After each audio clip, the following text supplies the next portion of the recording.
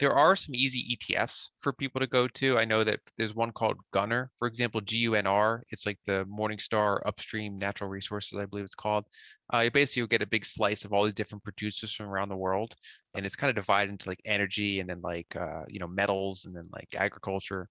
There's also like I believe iShares Global Energy ETF. Again, you'll get like a more diversified, you know, multi-jurisdictional exposure to energy companies. I think those are maybe just starting points that someone could consider. And then it depends on what type of investor they are. I think that, say, long duration oil futures are pretty attractive. I think that basically playing the commodity directly can be quite useful.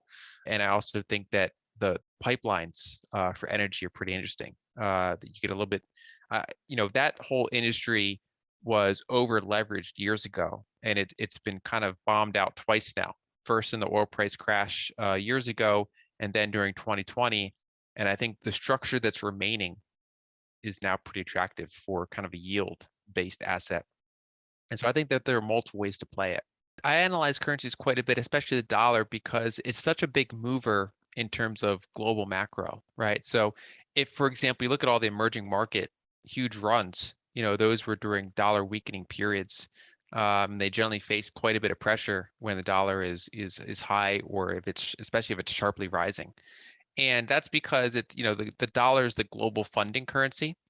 And so there's something like, according to the Bank for International Settlements, there's something like 13 or 14 trillion dollars in US denominated debt that is outside of the United States. And it's not even owed to the US for the most part. It's like a European entity will lend dollars to a South American entity, for example, or China will loan dollars to an African entity, either governments or corporations.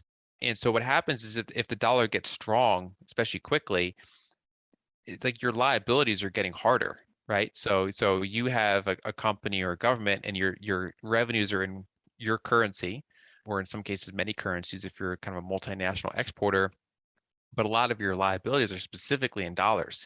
And so if the dollar's going up versus everything else, it's like, imagine if you had a mortgage priced in gold, and gold was like soaring relative to your house value or relative to your income, you're getting squeezed.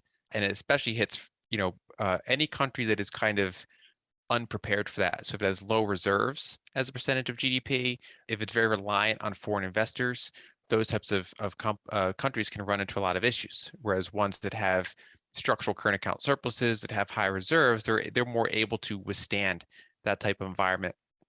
And then it's challenging because this comes back and hits the US as well, because if the whole world slows down due to its dollar liabilities hardening, that impacts the US in a couple ways. One is that, something like 40% of S&P 500 revenues are international. So all of those get translated back into fewer dollars and might even have lower sales growth just due to sluggish growth in those regions. And number two, the foreign sector generally slows down its purchases of US assets, because the way that this whole thing is structured is the United States runs these, pretty persistent trade deficits with the rest of the world. The rest of the world takes those dollars and then buys, they recycle their dollar surpluses into US assets, into US capital markets. And so they buy treasuries, they buy US real estate, they buy especially US stocks in recent decades. And when they start to get squeezed, if they need dollars, one thing that a lot of those creditor nations can do is sell, or at least stop buying US assets. And so for multiple reasons, this kind of ricochets back into counterintuitively hurting the United States as well. And so just kind of how we've structured the global financial system, especially over the past 50 years or so, kind of creates this environment where if the dollar is going up, almost nothing else is. And if the dollar is going down, just about everything else can generally do pretty well. And so kind of following some of the dollar dynamics, I think, is really important. One of the nice things about you, Lyn, is you, I think, are agnostic or open-minded. I follow your writing. You guys have a paid research service too, and you talk about ideas and trades, and sometimes the ideas can be pretty wide-ranging. I thought give you the opportunity to profile any that are on your interesting list today, including even ARK, which I saw at one point, as well as some other dividend and cryptocurrency allocations. What looks interesting to you? So it's funny. I've been, I've been more in the inflation camp, dollar bear camp, and not a huge fan of the ARK and Tesla type of assets. Over the past month, I became a little bit more sympathetic towards certain treasuries and ARK's type of stocks, at least maybe with like a 6 to 12 month view, just because of how oversold they were, and that we could be seeing a kind of a local top in a number of treasury rates that I think has put a lot of valuation pressure on some of those growth oriented companies. And so I think those are kind of an interesting thing to watch in terms of to see if their momentum does continue upward or not. But I think the for me the longer term attractive areas for this decade are basically the energy sector, the value sector in general. So a lot of good dividend payers. I do like certain emerging markets. I just am careful about position sizing, especially for each individual market, because as we saw with, say, Russia, for example, you can get zeroed out of positions, even if the underlying companies are still chugging along. And so I think having that kind of globally diversified value emphasis is something I'm kind of pretty bullish on for this decade. And generally, my favorite growth asset going forward is probably Bitcoin as like a slice in portfolio.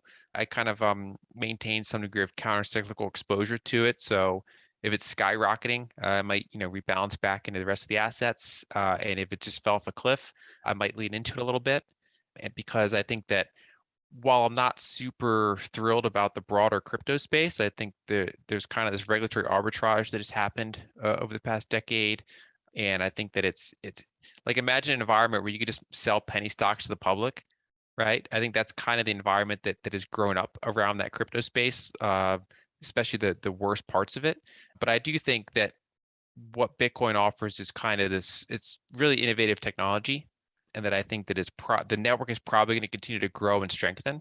And so that's something I monitor both for its own sake as an investment, and to constantly ask myself, as this technology gets adopted and matures, if it does, what other industries does that affect, either positively or negatively? So that's kind of my overall framework looking forward when I think what do I, if I'm standing in 2030 and I think, okay, what performed well this decade, those are generally the types of assets I'm looking at.